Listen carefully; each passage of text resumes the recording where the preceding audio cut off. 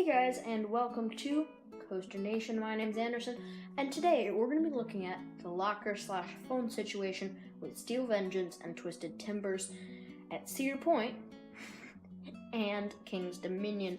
I've only written one, but we'll be talking about that today. And this week we're going to be uploading 3, including this one. So it's going to be a pretty good week for our channel.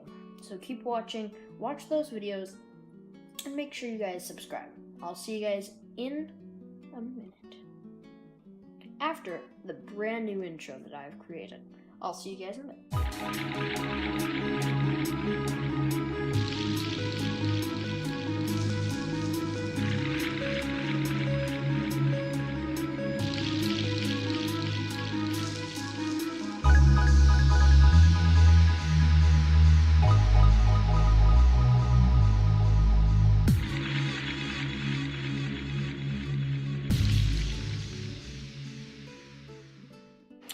Hey guys, and welcome back from that great America intro. That is one of the parts, isn't it? Anyway, so today again we'll be talking about the locker/phone situation at Cedar Point and King's Dominion. So at these parks, there's been some problems. You have people have flimsy pockets that aren't zipped up or buttoned, so often you have phones flying out and hitting people's heads, causing lawsuits, which is a real problem. And so the only thing these parks thought to do about it was add lockers to it. You have to put stuff in the lockers, including your phones. And I was lucky to ride on it before that came in. And I was there towards the beginning of the coaster, so I got basically still an hour and 30-minute wait, but I could use my phone in line. I was able to play games with my dad and do whatever, but now you can't do that because they've changed the rules a bit, so you have to put your phones in your lockers.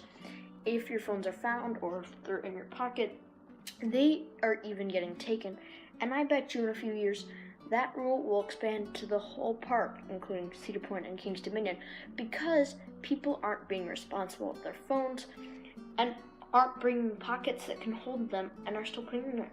There are also problems with people doing the selfie thing and putting their phone up and trying to take a video on a coaster, which, as much as it's good to do a POV, cannot guarantee your phone will not fly out of your hand.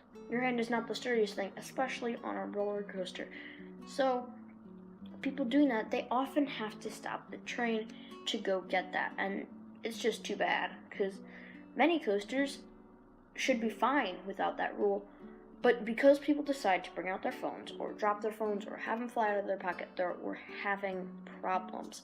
And so, there are a few ways to fix this. Number 1, they can either make the lockers free, or make the lockers like a ton cheaper than they are right now. I think they're like $2 or they're like 50 cents. Both of those answers are bad.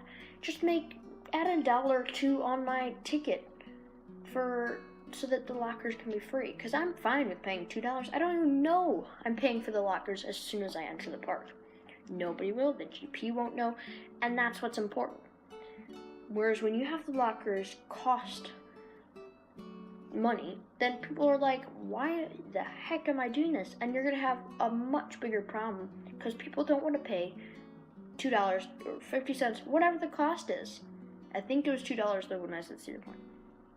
So if they're having a problem with that, it's simple to fix it. Make the lockers free, add $2 to my ticket. I'm fine with that as long as those lockers are free when I'm in the park. You're taking, in total, if every coaster had a locker, I'd be taking probably an hour out of my day. When I was at Universal's, actually I think the Harry Potter Land and the Islands of Adventure, I was going to go on Dragon Challenge. I did get to, as one of the few. Not one of the few, I got to go on both sides. That was so much fun. But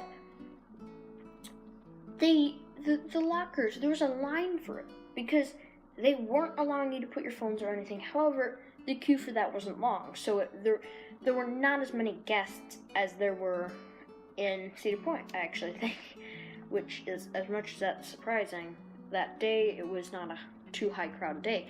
So when I was riding a train, I had a long line because people often bought a ticket for both parks, and then when they wanted to go back to the other, they wouldn't go to the back of the park. They'd go to the back of the park and not the front of the park through City Walk.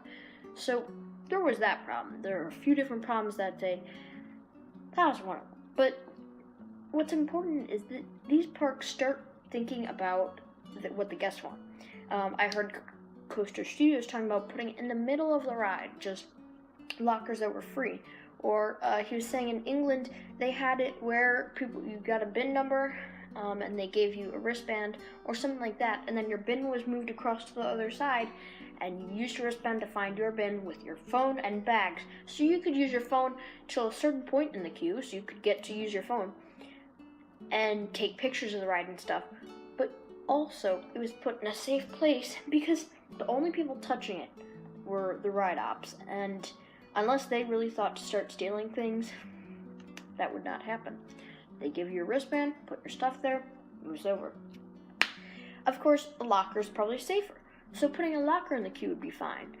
And then maybe, I don't know, the exit comes with the locker too, so maybe on the other side, maybe they're like two-sided lockers. That would be cool. Like, you have one side, put in your pin, you get a pin, put in that pin, like, you choose a pin, put your pin in there, put your stuff in, so you're assigned a locker, you choose your pin, put your stuff in there. Then, on the other side when you're exiting, you pull open a locker. So you could have a large block of lockers and have people using them and putting their phones away in a safe place and not paying money for it. Because paying money in a park is the worst. People don't buy much food there because it is so freaking expensive. So you can change different rules and different things very easily. So that's going to actually end up my locker talk. I just remember the Donald Trump locker room talk, but I think we're done with that. And I can hang down my Cedar Point hat knowing they've probably not heard me. Yeah. So I'll see you guys later.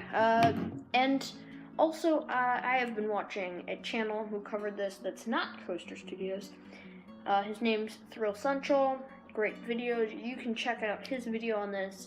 But anyway, so I'll see you guys later. Goodbye.